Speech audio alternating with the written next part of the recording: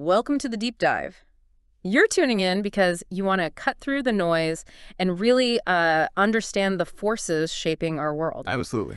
Today, we're laser focused on a pretty significant development, the renewed trade tensions between the U.S. and China. Yeah, a situation with potentially huge consequences, really, for global commerce, geopolitics. Understanding the power dynamics here is, well, it's essential. Exactly. And the core question we're trying to unpack today is this. In this escalating trade conflict, who truly holds the upper hand, Donald Trump or Xi Jinping? A tough question. It is. Our roadmap for this deep dive is an insightful article originally titled Donald Trump ou Xi Jinping quem me cartas na guerra comercial, which basically asks, Donald Trump or Xi Jinping, who has more cards in the trade war? And it offers a pretty compelling perspective on how things are evolving, doesn't it? It really does. Now, it's interesting. Many nations faced with recent U.S. tariff hikes, and most of those have actually been postponed, by the way. Right. They chose negotiation. But China, their response has been completely different. Firm, direct, kind of a counteroffensive. Mm-hmm. Clear shift. We saw Trump announce this huge increase, 125% on tariffs on Chinese goods. The reasoning: a lack of respect for global markets. Mm-hmm. That was set for April 9th, 2025. And China's reaction was swift. Swift and dismissive, called the U.S. action a joke. And just 2 days later, April 11th, they hit back with their own 125% tariff on U.S. goods. So it's basically this tit-for-tat cycle kicking off again. Yeah, clear signal of a much harder stance this time around. Yeah. Definitely a departure from how things went before. Precisely. And that brings us to the core argument we're digging into. Unlike the first trade war, there's this feeling that China believes it has significant leverage now. Right. The article suggests Beijing feels it can actually inflict, comparable economic pain on the U.S. this time. And at the same time, maybe expand its global influence while doing it. So, okay, let's unpack that. What's fundamentally changed? Why this confidence from China now? Well, a huge factor is just the economic landscape inside China itself. It's shifted. Okay. Remember, initially, in the earlier rounds, those export-focused manufacturers really felt the pinch: furniture, clothes, electronics, especially down in coastal areas. The impact was, well, it was real. No doubt. But the article points out something really crucial. Yeah. The U.S. market just isn't as dominant for Chinese exports as it used to be. That's a key point. Back in 2018, it was nearly 20% of their exports, right? By 2023, under 13%. That's a big drop. That's a significant recalibration. It really is. And that decreased dependence, it's not just a number. It fundamentally changes their strategic thinking, gives them, more breathing room in these talks. More options. Exactly. And it fits with China's own strategy they've been pushing to expand domestic demand for a while now. Oh, okay. The thinking might even be that these tariffs could sort of speed that up, force them to rely more on the huge purchasing power of their own internal market. Interesting. Like a forced pivot inwards. But, the article also reminds us the broader economic picture is quite different now compared to 2018. Yeah, that's true. Back then, China's economy was really booming. Now, we're seeing a slowdown. Problems in real estate, capital flight. And this whole Western decoupling idea, which, just for clarity, that's basically money leaving the country, right? Concerns about stability. Exactly, capital outflow. But here's where the article throws in a curveball. Kind of an unexpected idea. Oh. This longer period of slower growth, it might have actually paradoxically boosted China's long-term economic resilience. How so? Well, the argument is that businesses, policymakers, they've been forced to face these underlying economic issues and adapt earlier, even before these latest tariffs hit. Huh. Like a stress test that actually made the system stronger in the long run? That's a fascinating take. It is. And there's a political angle too, of course. The article suggests Beijing could use these U.S. tariffs as, well, a convenient external enemy. A scapegoat. Right. To rally public support, maybe shift blame away from some of those existing domestic economic bumps. A classic political move. Okay, so that's the China side. What about the U.S.? How dependent are they still on China? Well, that's the other side of the coin. Even though direct imports might be down, the article really stresses that the U.S. is still pretty heavily reliant on Chinese goods, often indirectly. How does that work? Through third countries? Exactly. Yeah. Think about stuff imported from, say, Vietnam or Mexico. A lot of those products still have Chinese components or raw materials baked into them. Right. Right. The supply chain is just so tangled globally, you can't just swap one supplier out easily. Precisely. And the numbers are stark. In 2022, the U.S. depended on China for over 500 categories of essential products. That's nearly 4 times the level back in 2000. Wow. 4 times. Meanwhile, China's dependence on U.S. products, it halved in that same time frame. That definitely paints a picture of a shifting economic weight, doesn't it? It really does. Yeah. And this imbalance, this asymmetry, it has real consequences for how people feel in the U.S. You mean rising prices? Yeah, potentially. If tariffs push up prices on everyday goods, that could easily stir up discontent among American consumers, especially maybe working-class voters. And Beijing knows this. Oh, you bet they do. They're likely calculating that Trump's tariff strategy carries a real risk of tipping the U.S. economy towards a recession. Okay, so China isn't just sitting back and taking it. They're actively looking for pressure points. And they seem to have some pretty potent tools, right? Let's talk rare earths. Yes. This is a major vulnerability for the U.S. China basically has a stranglehold on the global supply chain for these elements. Which are crucial for, well, lots of things. Crucial for military tech, high-tech industries. The article estimates China controls something like 72% of U.S. rare earth imports. It's huge leverage. And they're using it. They've shown they're willing to. They put 15 U.S. entities on an export control list back in March, then another 12 in April. And these aren't random companies. No, many are defense contractors, high-tech firms, exactly the ones that need these materials. It's a very targeted message. Okay, message received. What about agriculture? That feels like another big one. Absolutely. Yeah. China can really target key U.S. farm exports.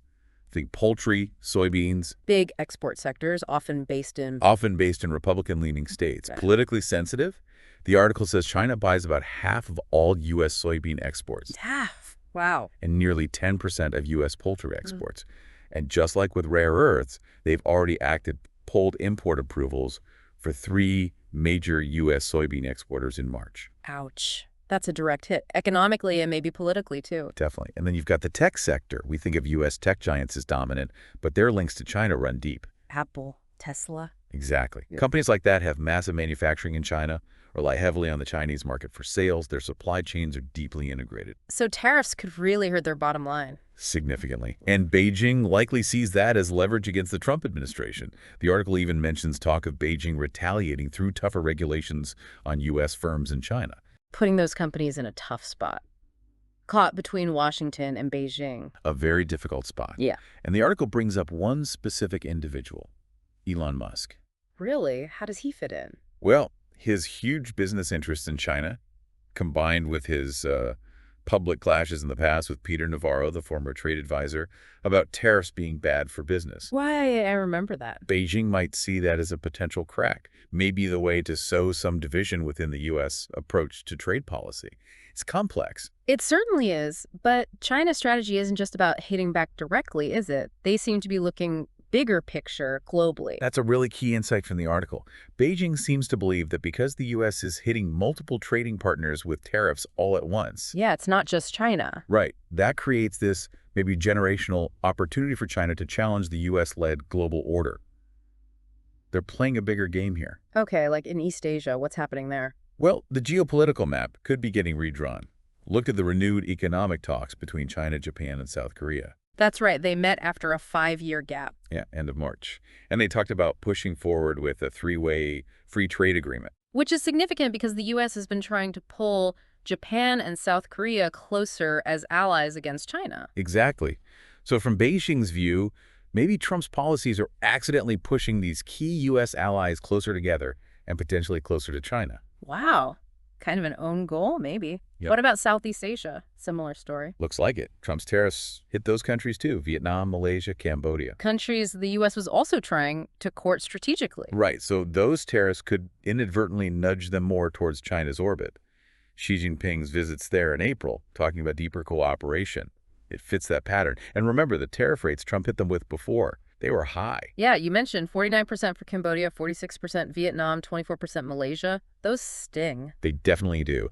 And this potential shift isn't just in Asia. The article talks about Europe, too. The EU, how do they fit in? Well, the idea is that U.S. tariffs could push China and the EU into stronger trade ties, maybe weakening the whole transatlantic effort to kind of coordinate on China policy. Okay. Is there evidence of that?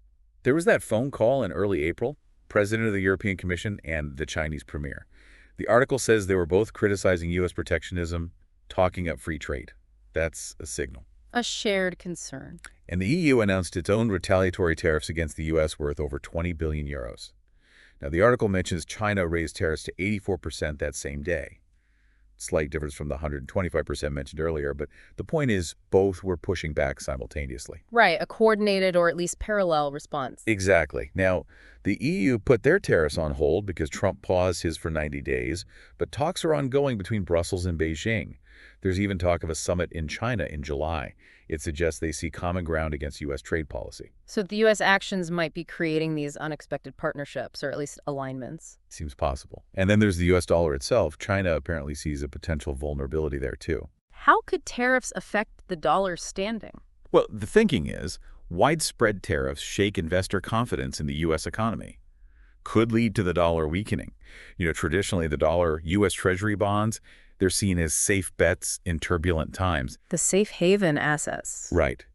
But maybe all this tariff turmoil plus concerns about U.S. debt levels, maybe that status gets questioned. That's China's potential view anyway. It's hitting on multiple fronts then, economic, diplomatic, even monetary. And inside China, the article says there's been a big shift in how they're approaching this fight internally. Yeah, a real mobilization. Officials in Beijing apparently on high alert, like a wartime footing. A big diplomatic push to talk to other countries hit by U.S. tariffs. And they're using strong language. Oh, yeah. Communist Party propaganda is involved, even digging up old Mao Zedong rhetoric about, never yielding. Wow. So, canceled vacations, 204/7 phone duty for key officials, beefing up the departments dealing with the U.S. That sounds serious. It signals a very high level of commitment, Yeah. and it's a stark contrast to the first time around under Trump. How so? What was different then? Back then, Beijing was actively trying to negotiate, emphasizing win-win. This time, the article says those high-level communication lines aren't really open in the same way. Like back channels. Exactly. Attempts by their ambassador to reach Elon Musk, the foreign minister trying to meet key U.S. officials. Apparently, no dice. Even though Trump has said he'd meet Xi, called him a friend. Right. But the U.S. side says China keeps turning down requests for a leader-to-leader call. So a different diplomatic strategy from China this time. Maybe they feel talking isn't the first step. That could be it. The article quotes an expert suggesting that in the Chinese system, you need agreement lower down at the operational level before you have a big summit. Maybe they think a top-level meeting is pointless right now without that groundwork. That makes sense. They learned from the first trade war, it sounds like. Definitely. The article suggests they've basically created a manual of retaliation. Based on that experience, tariffs, yes, but also restrictions on U.S. companies in China and using those rare earth controls strategically. Got it. A playbook. And their first move this time was fast and hard. Extremely fast. Xi seems to have decided on a strong opening punch. Broad tariffs announced even before Trump's new ones were due. And the timing was deliberate. Seems like it. Just before Wall Street opened on April 4th, a holiday in China, interestingly. U.S. stocks dropped sharply right after. That sends a message. And the decision itself was rushed through. Reportedly, very rapid. Bypassing some normal bureaucratic steps, reminded people of the speed during the early COVID response, shows real urgency. Though not everyone in China agreed with that approach. No, the article mentions some dissenting voices, suggesting maybe more targeted measures would be better than just broad tariffs. But the broad approach won out. And that statement from their finance ministry, saying they won't match future U.S. hikes, calling the U.S. strategy a joke. That's pretty bold. Incredibly defiant. And the diplomacy isn't just talk. They actually recalled many of their ambassadors back to Beijing for a special meeting. To coordinate the global response? Exactly. Get everyone on the same page. And they've apparently sent formal letters to other governments facing U.S. trade pressure. What's in the letters? Laying out China's view, pushing for multipolarity, unity against unilateralism.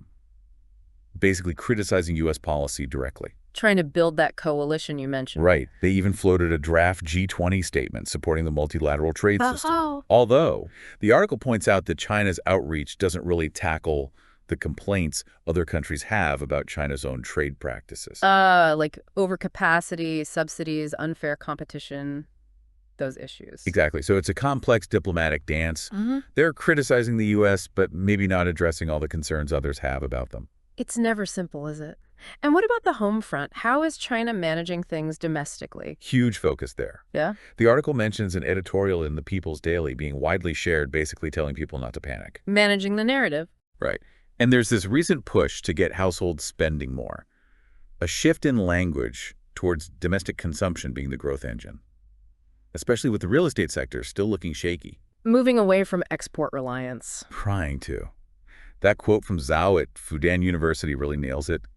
The real battlefield is on the domestic front and not in bilateral negotiations. That's powerful, shifting the focus inward. And then that final symbolic touch, posting that old Mao speech from the Korean War online, the whole never surrender message. Aimed at both audiences, probably. Yeah. Domestically, it signals resolve. Internationally, it's a clear message of defiance to the U.S. Okay. So wrapping this deep dive up, the key takeaways seem to be China's economic math has changed. They're less dependent on the U.S. market. They have real tools for retaliation, rare earths, agriculture, tech leverage. Definitely. And maybe most importantly, they see this as a massive strategic opportunity globally, partly because the U.S. is targeting so many countries at once. Yeah, despite their own economic challenges, China seems way more confident, more prepared for this trade fight than they were before. Which leaves us with a final thought to chew on. Given China's focus on its own domestic strength and reaching out to other nations hit by U.S. tariffs, could this trade war actually speed up a bigger shift in global economic power? Maybe in ways nobody fully planned. It's possible. What are the long-term ripple effects for global trade, for alliances, beyond just these specific tariffs? It really makes you think about how interconnected everything is and how these conflicts can have totally unforeseen consequences down the road. Thanks for taking this deep dive with us. Guys, see you in another podcast. Don't forget to subscribe to our channel.